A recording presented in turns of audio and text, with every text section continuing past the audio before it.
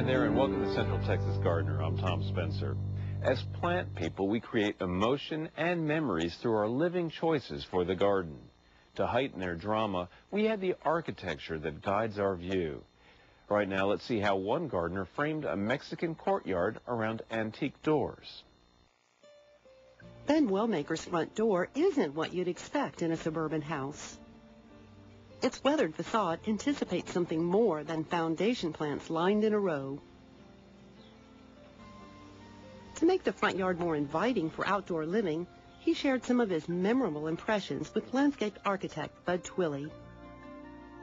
I spend a fair amount of time in Mexico. I have friends there that I like to visit, and one of the things that's always something that I've appreciated about Mexico are those secret spaces that you find behind walls and behind doors. And it was that sort of secret place that created a different world, sort of. Once you were in there, everything outside sort of faded away. To recreate that feeling for Ben every day after work, Bud designed a stucco-walled courtyard anchored to withstand the clay soil's movement.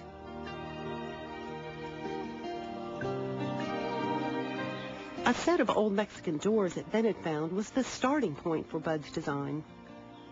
Throughout the courtyard, Bud crafted nichos, an element of Mexican architecture that for Ben bring a sense of spirituality and intimacy.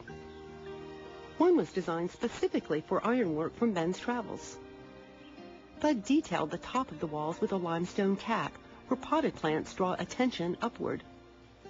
Ben also wanted a fountain, which Bud designed around a shelled basin from Ben's finds. And it's very soothing. I keep it going all year long. Never goes off. Details included stonework that redefined a supporting wooden post on the old porch. For flooring, they selected Texas gray flagstone. I wanted the attention primarily to be on the plantings and on the walls.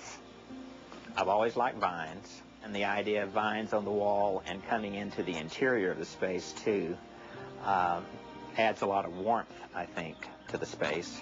Trying to recreate that feel that I felt when I was in Mexico, the more plants, the better.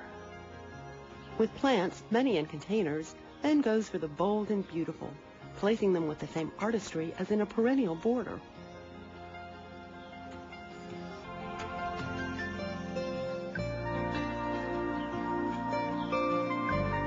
I thought of this really as adding another room to my house because that's how I use it. It's great in the morning for coffee, particularly on a Saturday morning. The weather's nice enough. I can leave the front door open, have the back door open, the breeze just blows right through.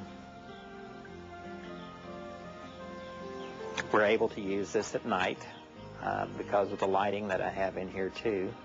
And of course in the wintertime, when it's cooler and we can have a fire here, I mean, this is the obvious place to congregate.